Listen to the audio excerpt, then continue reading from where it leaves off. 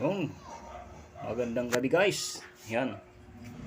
For today's video, yan, magluluto po ako ngayon ng aming hapunan. Ayan po ang ating ingredients.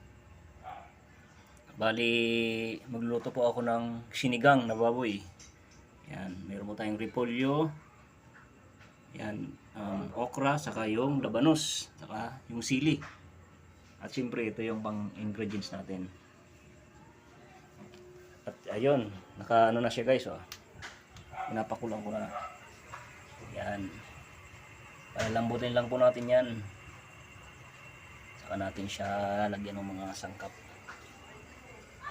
So, yun.